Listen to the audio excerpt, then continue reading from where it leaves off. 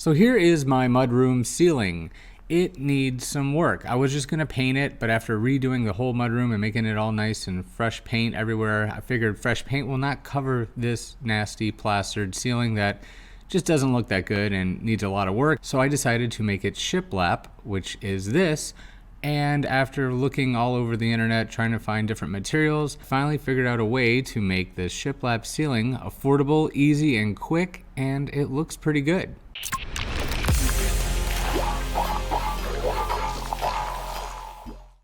Hey there, welcome back to Doing It with Jason. Today I'm going to be showing you how to ShipLap your ceiling. It is a very easy project, perfect for a beginner woodworker, perfect for a stay-at-home mom or dad. This project, you can knock it out in about an afternoon. Give yourself a full day if the room is pretty big. My room that I did was our entryway, our mud room, and it was about 81 square feet. I think it was 9 by 9 roughly, and it cost less than $40. And be sure, if this is your first time watching one of my videos, hit that subscribe button, hit that bell to get notified, and let's get started. So I purchased the sheets of 4x8 plywood at Home Depot. They were about $10 or $11 a sheet. I believe they were 2.5 millimeters, what they're listed when you're walking down your lumber aisle, but it's close to 1/8 inch thick and very affordable. So what I did was I took it on a table saw and cut them all down to about 8-inch wide strips, and that way I got the best out of everything. I think it was 7 7/8. That way the thickness of the blade, I ended up with 7 7/8 strips and an even 6 of them. 6 times 7, 6 times 8 is 48. Yep, so that got me at my 48. Now I cut them all with a table saw to make it very easy and quick, but if you do not have a table saw, you can also use a circular saw and a straight line jig and go to town and cut all these strips. Okay, so now after I cut all my strips, I decided to paint ahead of time. It's going to be a lot easier painting now than after it's already applied under the ceiling and having to have a ladder, getting drips all over my brand new floor that I just put in. So painting now was the obvious choice for me. You can do it either way, but I think I would definitely recommend painting it right now. I'm using a Dixie Belle paint, which the link is in the description down below if you're interested. It's a chalk paint and it dries really, really fast, so it helps, everything to keep this a one-day project. After painting all of these, I maybe waited about 30 minutes and it was ready to install. It was dry as can be.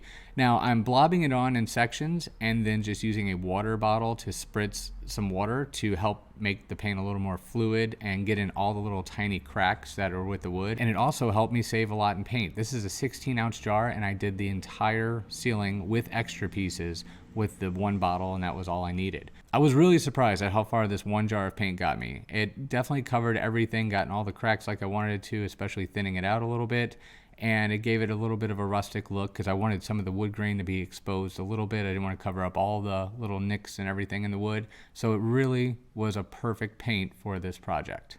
Now for the painting, I just did one coat. If you want more coverage, you can obviously put another coat on there, or you could dry brush another color on top just to kind of give it a little funky glazing effect. Now I planned on applying this to the ceiling by myself and then quickly realized these 8-foot lengths of strips weren't going to quite work out how I wanted to by me holding them. So you're going to want someone to help you, maybe just give you a hand. My daughter's right here giving me a hand and she has no idea that I'm filming right now, so don't tell her. But what I'm doing is I'm spacing each piece out about the thickness of the material. So it's roughly about the 2.5 millimeter, 1/8 of an inch thickness, as you can see here. And that gives you that ShipLap look without any headache, and it's all nice and clean and it'll be all lined up. I'm just using a staple gun, a narrow crown stapler, very inexpensive. You don't necessarily need this. The material is light enough that you can get a certain adhesive that will stick instantly and you don't even need a nail gun.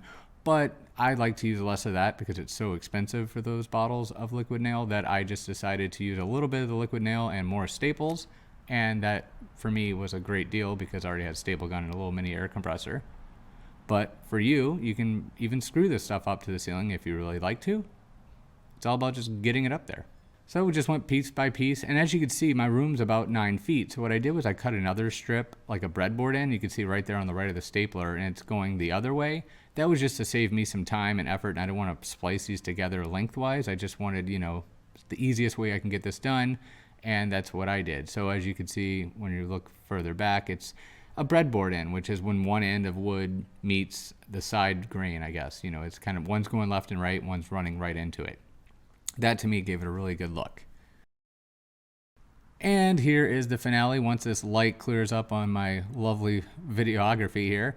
And it came out really cool. You can fill in all the staple holes with the Dixie Belle mud of your choice to kind of just fill them in, but I really liked how it kind of gave it that palette look. And honestly, it being 1/8 of an inch thick, no one would even know once they walk in. So I saved so much money by just getting the thinnest material possible instead of using like 2x6s or 1x. You know, 1/8 inch, 1/4 inch material works awesome, and it saves you a bunch. Well, thanks for watching. Hope you enjoyed this video. Hope you learned a little bit. If you have any questions, please feel free to let me know in the comment section. I will answer your comments as best as I can. Until next time, we will see you later.